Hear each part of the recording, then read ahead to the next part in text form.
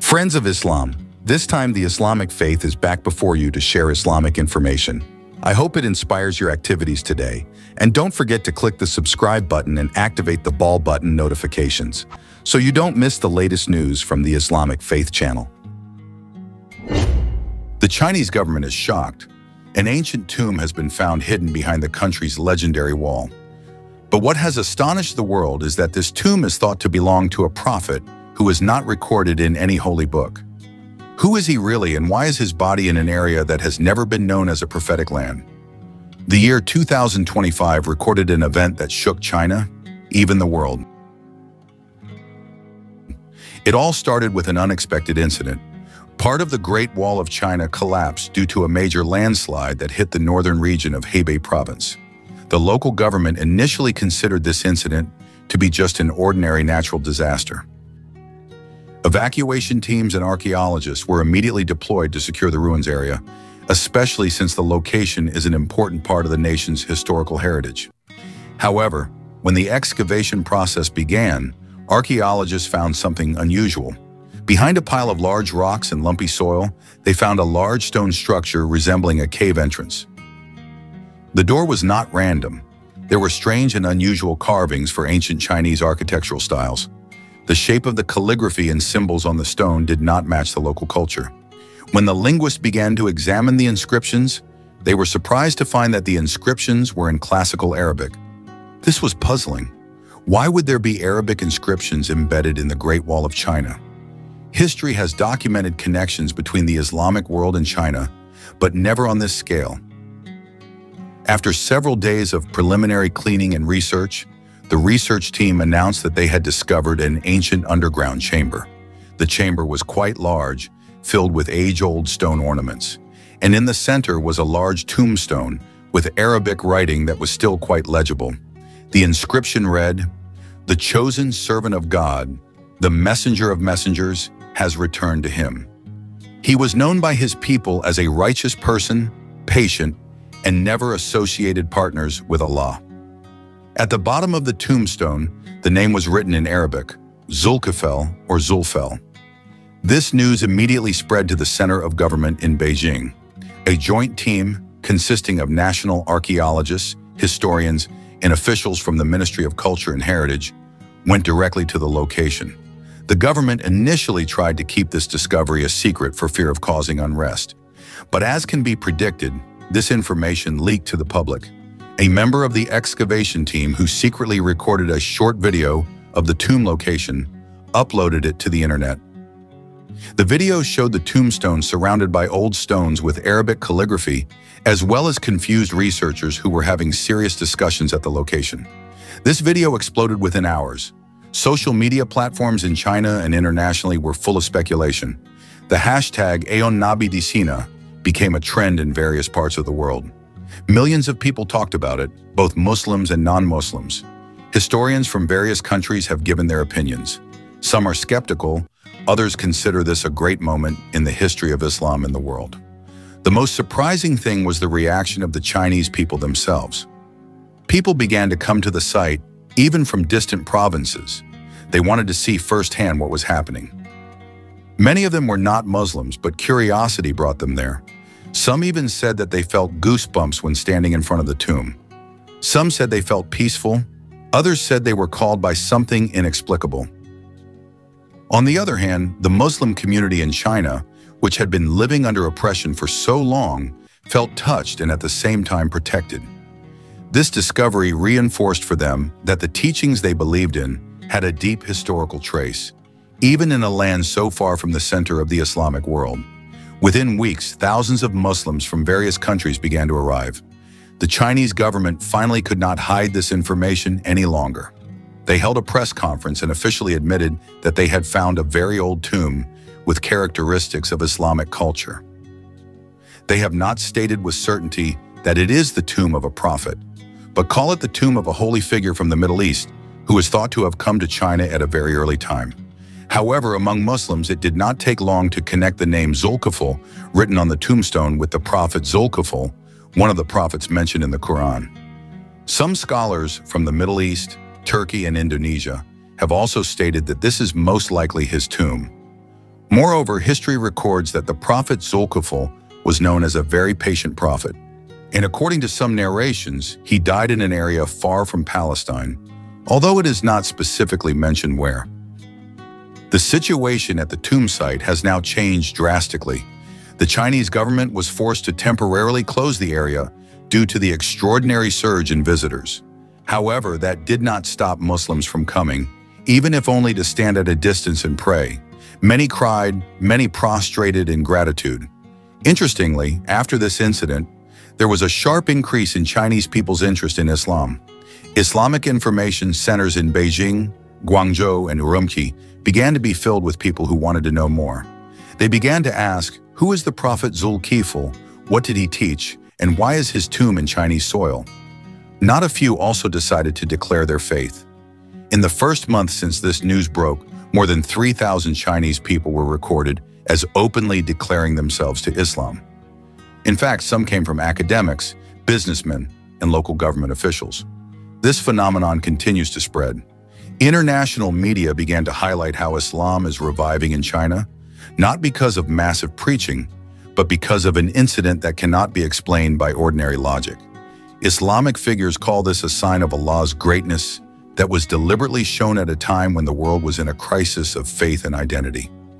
The discovery of the tomb believed to belong to the Prophet Zulkifl began to have a chain effect. The Chinese government initially hoped that the situation would calm down by closing access to the location and limiting information. But what happened was the opposite. Pressure from the world community, especially from Muslim-majority countries, continued to increase. Many urged that the site be opened for international research and maintained professionally as an important historical site for humanity. In the midst of this pressure, the Chinese government finally made a surprising decision. They opened cooperation with archaeologists and historians from abroad, especially from the Middle East and Southeast Asia. Delegates from Egypt, Turkey, Saudi Arabia, Indonesia, and Pakistan were directly invited to research the tomb with the Chinese team. This step was considered an effort to calm world opinion while securing diplomatic relations. When the international team arrived at the location, research immediately began intensively. They brought modern equipment, soil scanners, 3D imaging technology, and carbon analysis tools to examine the age of the tombstones and objects found around them. From the initial results, the tombstone and the crypt are estimated to be more than 2,090 years old, older than the Qin dynasty that built the Great Wall of China. What made them stunned was the conformity of the information from the tombstone with the story of the Prophet Zulkifl in several classical Islamic sources. The names carved on the side of the stone refer to previous generations known in the tradition of the descendants of the prophets. One piece of calligraphy reads, "I am a servant of the children of Israel, promised patience, and I hold it until the end." In addition, an old scroll was found that was almost destroyed. With the help of advanced technology, some parts of the text were read. The text was not in Arabic or Chinese, but rather a kind of ancient Aramaic dialect, a language also used by ancient Jews in the Middle East. The scroll appears to be a record of the followers of the Prophet Zulkifl, written shortly before or after his death. One translation reads, "We fled from destruction in the west and walked towards the rising sun until we found a peaceful valley guarded by high walls." This sentence led some researchers to suspect that the Prophet Zulkifl and his followers fled from a major conflict and eventually settled in the Far Eastern region now known as North China. Outside the tomb site, researchers began looking for supporting evidence in the surrounding area. It turned out that not far from the tomb site, there was a remote village inhabited by a small community that claimed to have origins from the far west. They had hereditary traditions that were unusual for Chinese culture. One of their traditions was fasting from sunrise to sunset and worshiping one formless god. They did not mention the name of Allah due to language limitations, but in their rituals, the terms used had roots close to Hebrew and Arabic. A village elder said that their ancestors were people who came from the desert, bringing teachings to live simply, patiently, and not worship idols. These teachings, surprisingly, were very similar to the values of monotheism in Islam. This discovery shocked the academic world. Universities and historical institutions are racing to publish scientific papers, reanalyze the migration maps of the prophets, and compare biblical stories with discovered artifacts.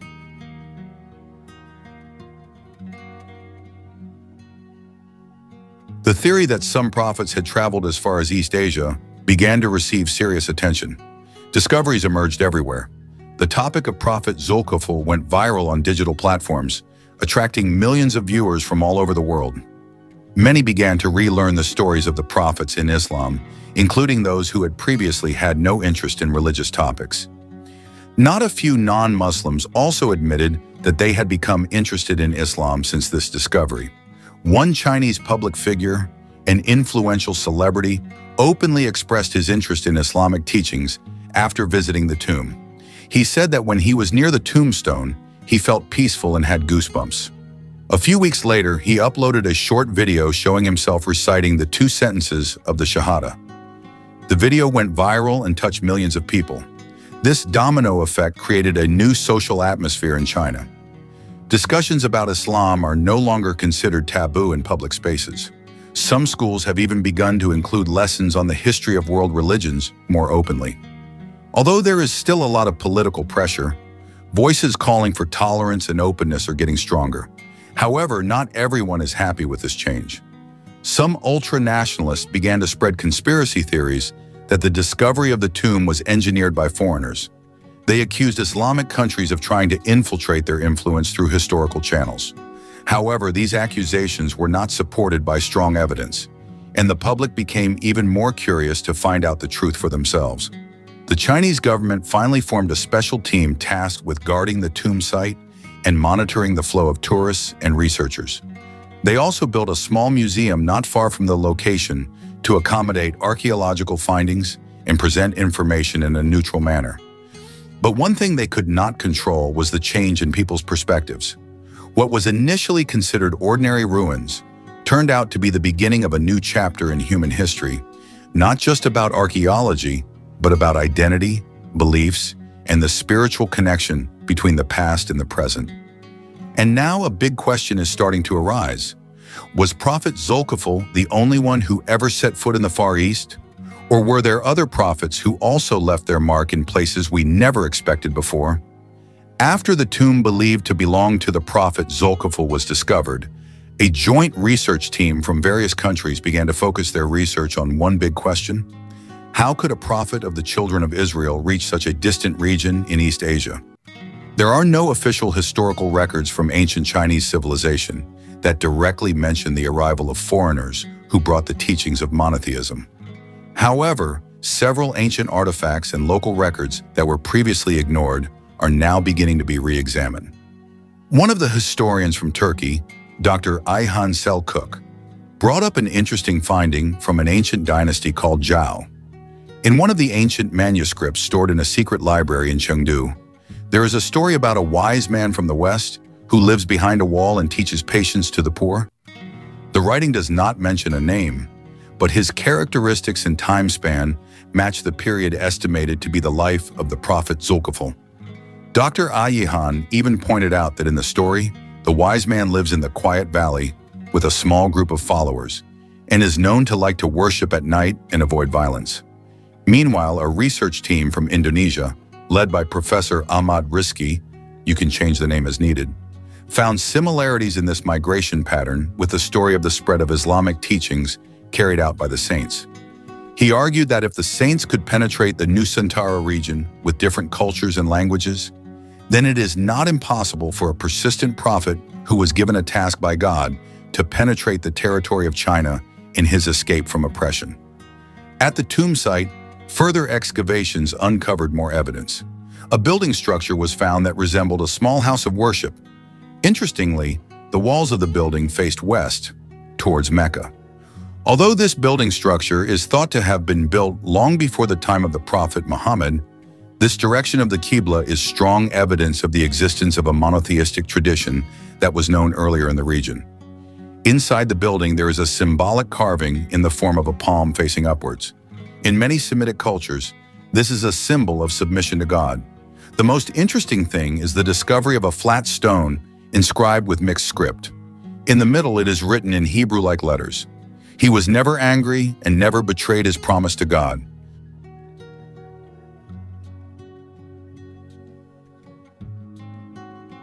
Experts believe that this inscription refers to the character of the prophet Zulkifl, who was known as a patient and faithful person, as mentioned in the Quran.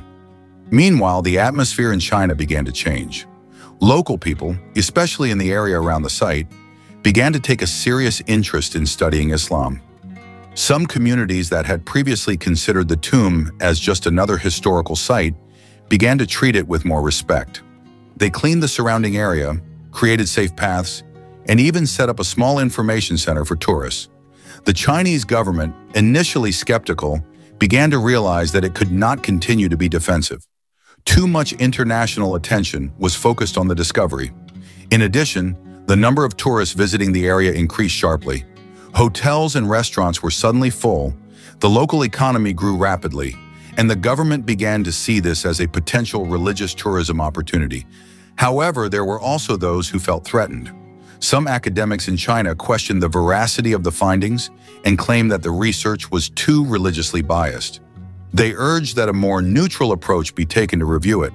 However, each time this was attempted, new evidence only strengthened the possibility that the tomb did indeed belong to a great figure from the Western region. Outside China, the Muslim world reacted enthusiastically. In mosques and Islamic schools, the story of the prophet Zulkifl was taught again with renewed zeal. Many religious teachers and ustaz, Islamic teachers, linked the discovery as a faith booster and proof that the history of the prophets is vast, perhaps not yet fully revealed. One of the most touching reactions came from Yemen. An elderly cleric named Sheikh Magdisi delivered a Friday sermon to thousands of worshippers. In his sermon, he said, "If Zulkifl really reached the ends of the Eastern world, then we, Muslims, must also believe that the preaching and light of truth knows no boundaries." This is a reminder that the prophets are global role models, not just the property of one nation or one place. Several Muslim countries have even begun formal cooperation with China to develop the site as a center for research into early Islamic civilization. Egypt's Al-Azhar University sent a special team to focus on the study of ancient manuscripts. Meanwhile, the Islamic University of Medina has opened a student exchange program with campuses in Beijing and Xi'an. Amidst all this excitement, an important question arose from some Muslims. If this is really the tomb of a prophet, how should we behave? Is it permissible to visit it like a tourist attraction? Aren't we worried that it will fall into excessive glorification? These questions sparked serious discussions among scholars. The majority agreed that, if done with the intention of learning history and strengthening faith, visiting such tombs is permissible. However, they also reminded Muslims not to get caught up in rituals that deviate from Islamic teachings, such as begging or asking for blessings from the tomb. Some scholars even saw this as a sign of the times, not in the sense that the apocalypse is near, but rather the revival of the spirit of Muslims to trace their historical roots. So far, many have focused too much on the caliphate and ignored the stories of the prophets who spread to various regions of the world. Shortly after that, the Chinese government held an international symposium on the theme, Traces of Monotheistic Civilization in the Far East. At the event, figures from various religions were invited to engage in dialogue, exchange views, and discuss the importance of intercultural tolerance. The symposium was proof that, from an ancient tomb that was almost forgotten, the world could be invited to sit together and find common ground. That night, the sky around the tomb looked calm. The light of small lamps illuminated the path to the tombstone that was now tightly guarded. In the distance, the voices of village children could be heard chanting verses of the Quran that they had learned from the volunteers who had begun to arrive. And amidst all the changes, one thing became clear: history never dies. It is just waiting for the time to be rediscovered. And when that time comes, it will speak louder than anything ever written in textbooks. After the world's attention was drawn to the discovery of a mysterious tomb behind the Great Wall of China, the world of archaeology and religious science entered a new phase. This time, the focus was not only on the tomb itself, but also on the possibility of other traces of a civilization or community founded by the prophet who is believed to be Zulkifil. The research team began mapping an area with a radius of up to tens of kilometers from the tomb site to look for further clues.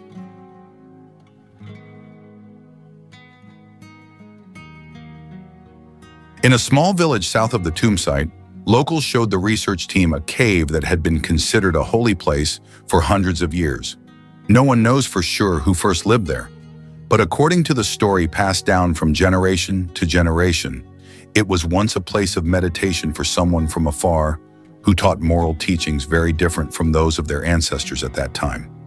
The cave is very simple, but on its walls there are amazing carvings. Not ancient Chinese art, but typical Middle Eastern patterns. Date palms, camel images, and the five-pointed star symbol often found in early Islamic artifacts. In the middle of the cave, there is a large stone that looks like a seat or a place for prayer. The seat is facing west. When researchers brought in a ground scanner and detected hidden layers beneath the cave, they found charred wood remains, sacrificial animal bones, and pottery shards containing olive residue. All of this strengthens the suspicion that the cave was indeed used by someone from the western region. The Moroccan research team, led by Dr. Yasmina Khodari, said that this is very rare. We have never found evidence that ancient Middle Eastern civilizations have ever reached this far. But all this evidence really opens up new views, he said. Meanwhile, the Chinese government began to form a special agency to regulate all research and management of the tomb site. They realized that the deeper the excavations were carried out, the more international involvement would occur. So, coordination with UNESCO and World Islamic organizations began to be carried out. Pilgrimage protocols, site protection, and visiting arrangements began to be seriously discussed. The world media also continued to report on this development. On many Middle Eastern television stations, the story of the prophet Zulkifil, which was previously not very well known, was now the main focus. Lectures by great scholars began to raise this story as an example of the struggle of a prophet who was not known to many people, but had a big role. This phenomenon made many people begin to believe that the discovery of this tomb was not a coincidence.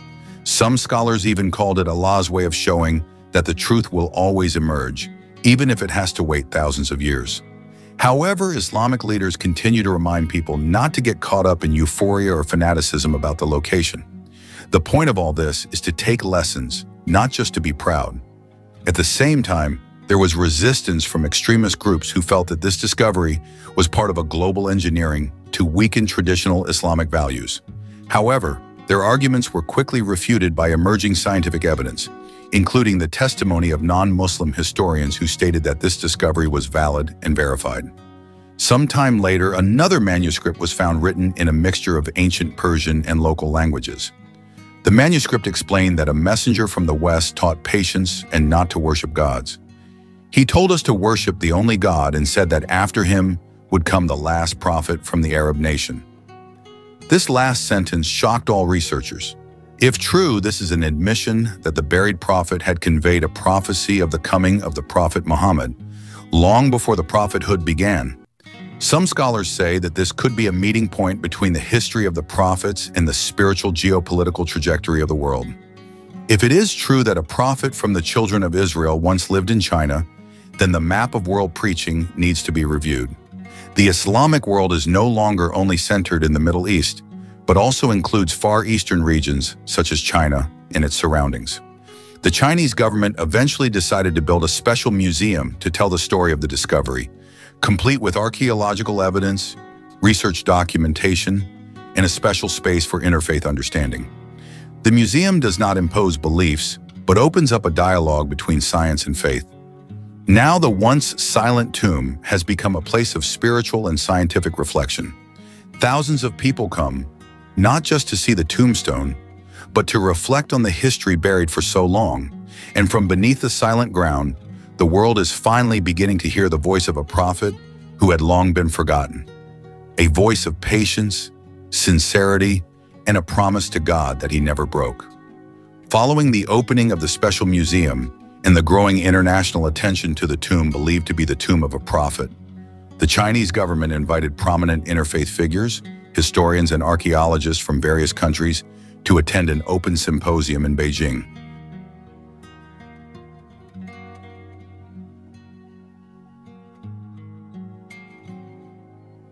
The goal is not just to showcase findings, but to bring together various perspectives in the spirit of scientific collaboration and intercultural understanding. Among the invitees, Dr. Hassan al-Badawi from Egypt, an expert in interpretation who has written dozens of books on the history of the prophets in the Quran, was also present. He attended with his team consisting of philologists, anthropologists, and digital mapping technology scientists. When shown visual recordings of artifacts from caves and ancient manuscripts that had recently been partially translated, Dr. Hassan looked very moved. If this is truly a relic of the prophet Zulkifl, then this is one of the most important discoveries in modern Islamic history, he said. The symposium not only featured presentations, but also became a space for open discussion. There was a long debate about research methodology, data validity, and the universal values of the message conveyed by the prophet.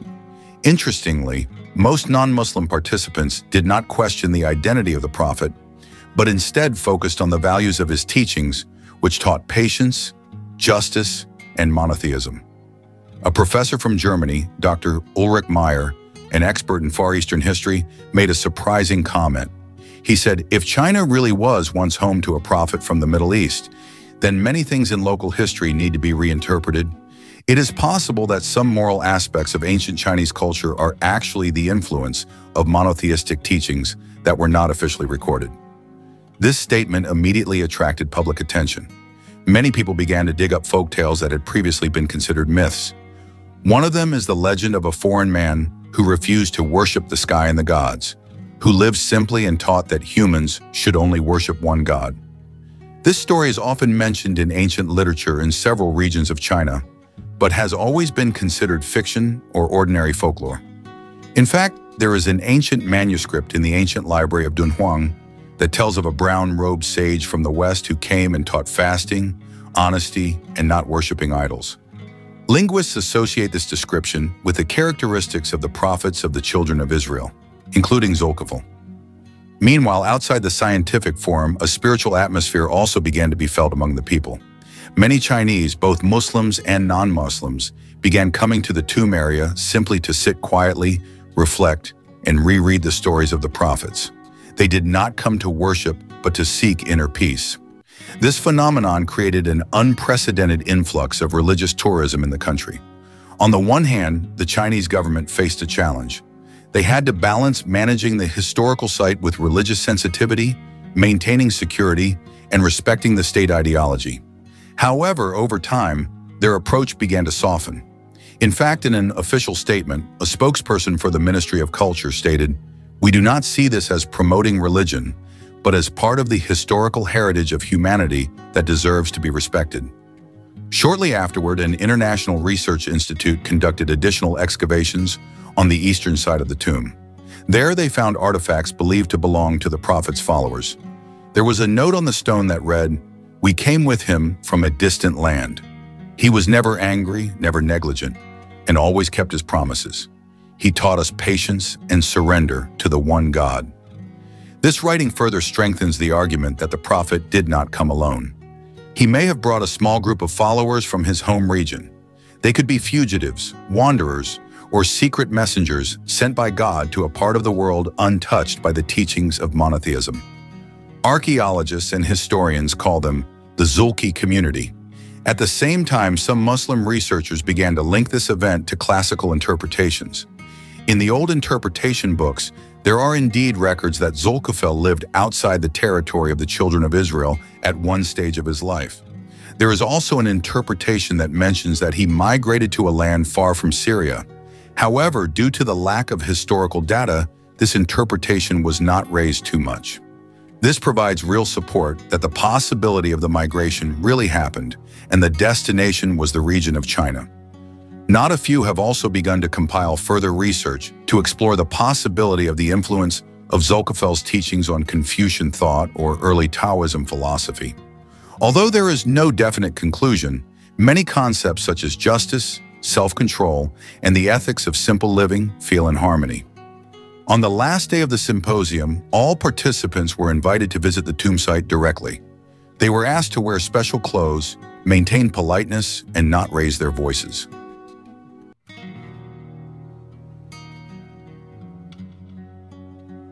There, the atmosphere was very quiet. Some visitors were seen crying, others were silent in awe. Even non-Muslims claimed to feel a kind of strong, spiritual presence in that place. On the way back, Dr. Hassan wrote in his notes, "This is not just a trip to the tomb of a prophet. This is a journey to explore another side of human history that we have ignored so far. It turns out that revelation can come down in places we do not expect, and the truth is sometimes buried very deep, waiting for the time to rise again." Several months after the International Symposium in Beijing, the echo of the discovery of the prophet's tomb did not subside. In fact, the world's attention was even greater. Global news institutions began to publish in-depth reports, and many religious figures from all over the world wanted to see the site firsthand. However, behind the media spotlight and public excitement, a small team from the International Islamic Research Institute, LRII, chose to move quietly. They were led by Professor Mardani Al-Faruqi, a researcher from Indonesia who is known to be calm and meticulous. Professor Mardani did not come to seek popularity. His main goal was simple: to prove the truth scientifically without letting emotions or sensations interfere with judgment. The team received special permission from the Chinese government to examine the tomb site for 2 full weeks, including parts of the cave and underground tunnels that had not been touched by previous teams. One of the things that caught their attention was the existence of an ancient ventilation system that led directly into the cave. This ventilation was not made carelessly. Its size is uniform, the angle of inclination is precise, and its path follows the direction of the morning sunlight. This shows that the person who built it had knowledge of engineering and astronomy, said Professor. During the research, they found a hidden chamber that had previously been blocked by a large stone. After carefully opening the entrance, they found a small room with carved walls. There was a mural showing a bearded figure with his hands pointing to the sky, surrounded by a group of people listening. Below it, it was written in the local ancient script. He came from the west and said that there is only one God. For Professor Mardani, this was like the last piece of the puzzle they had been looking for. He realized that the mission of the prophets was never tied to one region. They could have been sent to faraway places, where they did not even know letters, to convey the message of monotheism. However, from the discovery of the secret room, the team also realized that this tomb was not just a resting place for a prophet. It was the center of a spiritual community in his time. There was a system of residences, prayer rooms, and even places of study around the main cave. The researchers concluded that this prophet led a small community that lived in isolation, perhaps to avoid political or religious pressures at that time. Meanwhile, the Chinese government faced a new dilemma. On the one hand, they did not want the site to become a center of widespread religious activity, given the country's strict rules. On the other hand, they could not stem the flow of local people who came to see and reflect. Some residents even began to call the place the Valley of Truth, because they believed that the people buried there brought upright, just, and compassionate teachings. This phenomenon began to spread to various cities. People began to read the stories of the prophets, both from the Quran and from ancient historical sources. In libraries and bookstores, books about Zulkifl, the prophets of the children of Israel, and the history of monotheism began to sell well. In fact, many young Chinese who were previously not interested in religion are now starting to explore the teachings of monotheism. One of the most viral on social media is the testimony of a young atheist named Yong W. He wrote, "I came to the site just out of curiosity, but when I stood in front of the tomb and read the life story of the person buried there, I felt like I was touched by something invisible. He had no military power, no kingdom, but his teachings still live to this day. Maybe this is what is called the power of truth." Yong W's testimony received millions of likes and was shared around the world. Many netizens from outside China gave positive comments. They said that this was a sign that the world was now thirsting for pure spirituality, not politicized or exploited spirituality. However, amidst all the euphoria, there was also a wave of rejection from certain groups. Some extreme groups considered this discovery as an attempt to Islamize history. They spread a counter-narrative that the site was just the tomb of a local sage, not a prophet.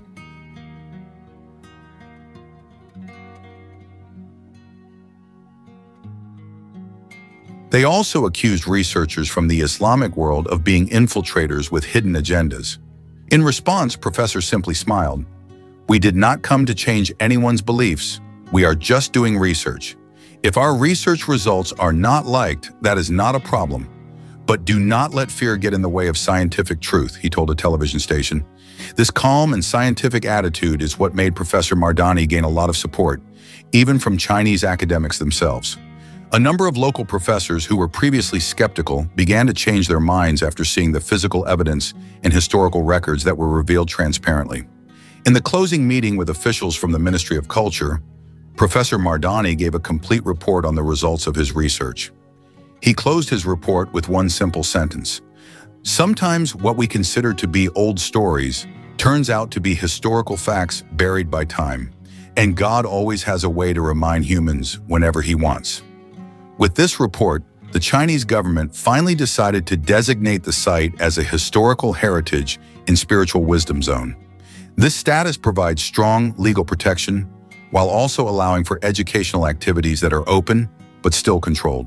Today, the site is not only a site for archaeological research, but also a symbol of the intersection of science, history, and the search for the meaning of life.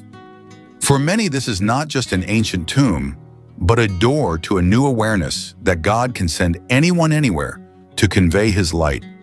Since the prophet's tomb was inaugurated as a historical heritage in spiritual wisdom zone, the flow of visits from abroad has increased drastically. Every day, hundreds of visitors from various backgrounds arrive. Some come as researchers, some come because they are curious, and not a few come because they feel called. However, amid the crowd of visitors and the international spotlight, there is one thing that has begun to attract the attention of archaeologists and ancient language researchers. When Professor Mardani's team was tidying up the final report and rescanning the rock structure around the old tunnel, they accidentally discovered a small hidden passage behind one of the rock walls. The passage was covered by a flat stone slab that looked like a natural part of the cave. It took 2 days to carefully open it, because there was a concern that it would damage the structure inside.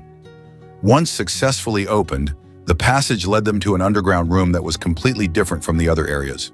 The carvings were finer, the temperature was cooler, and the walls were inscribed with symbols and writings that had never been seen before in the study of the site. After cleaning it, they realized that this was some kind of archive or private room. In the center of the room was a small, waist-high stone box, on top of which was a thin metal container. When the container was opened, they found a leather scroll that appeared to be from a very ancient time. The writing on it was very neat, using black and red ink. Some words looked familiar in the ancient Semitic script, which was then matched by a team of experts from Egypt and Syria. The initial results were surprising. The scroll contained fragments of prayers, instructions for worship, and moral messages that were very close to Islamic values. Although written long before the arrival of the Prophet Muhammad, one of the most exciting parts was the passage that read, "There will come a man born from the desert, bringing revelation from heaven, perfecting the way of our brothers who were sent before." This sentence is considered by some researchers to be a very clear prophecy of the coming of the final messenger. Some have compared the contents of this writing to similar prophecies that were once found in the Dead Sea and the Qumran scrolls, which have long been believed to have come from the Essenes. The Chinese government immediately secured the room and formed a special cross-country team to verify the authenticity of the manuscript. The process was rigorous, using modern technology such as carbon dating, spectrographic scanning of ink, and testing of leather materials. Initial results from laboratory tests showed that the manuscript was indeed very old, possibly dating back 100,000 years before Christ. This finding not only confirmed that the tomb belonged to a prophet from ancient times, but also opened up a new discourse on the relationship between prophets and the unification of the teachings of monotheism from time to time. In a limited conference, Professor Mardani explained, "This is proof that the messages of the prophets do not contradict each other. They carry one message, only different times and places. And now, from a place as far away as China, we see the fragments of history coming together again.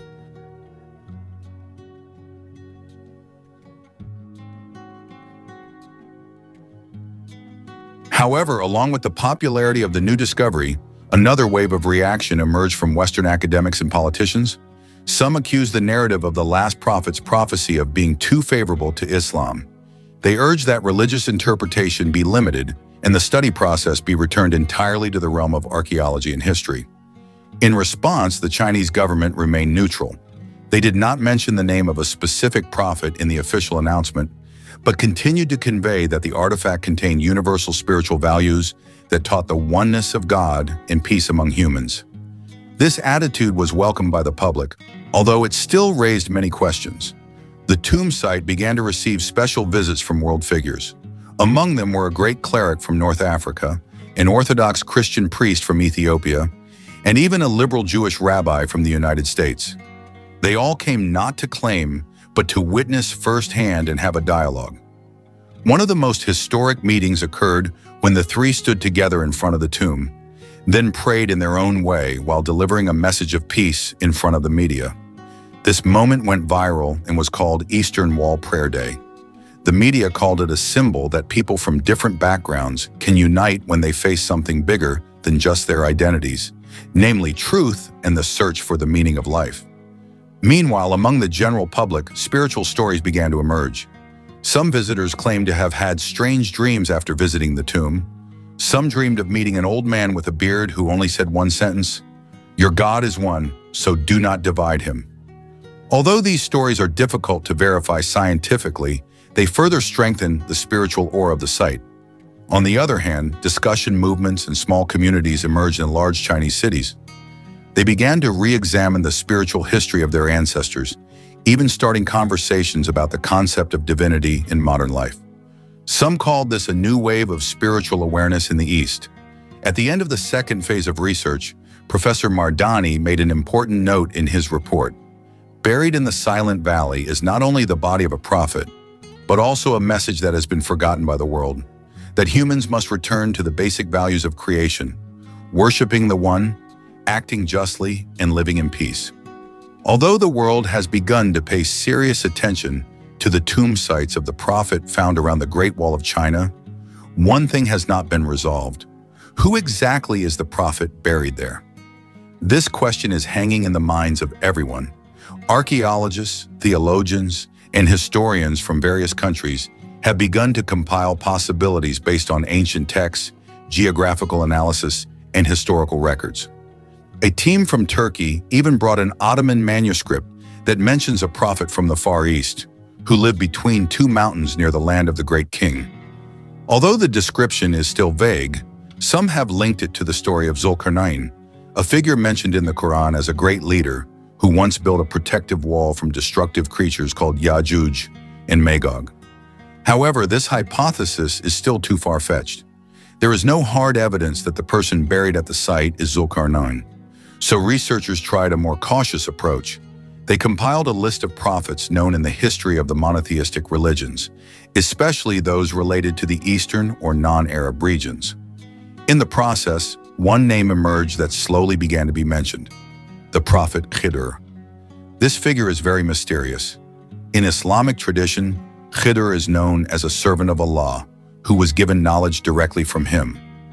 A person who is never directly mentioned as a prophet in the Quran, but clearly has a very high status in the sight of Allah. He once met the prophet Moses in a unique story, showing actions that cannot be understood by ordinary logic, but all have deep wisdom. Several ancient texts from the Middle East mention that Khidr had close ties with areas far to the east.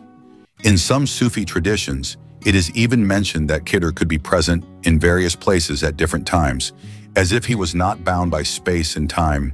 This makes his identity even more mysterious. However, back to the tomb, experts gathered more clues. One of the stone panels in the previously discovered crypt has a picture of a river flowing under two mountains. On it is written in ancient script, a kind of poetry. He came from the west to the east. He did not die because of age, but because of God's command. He stayed to wait for time, but time has chosen to end him. This sentence made the discussion even more heated.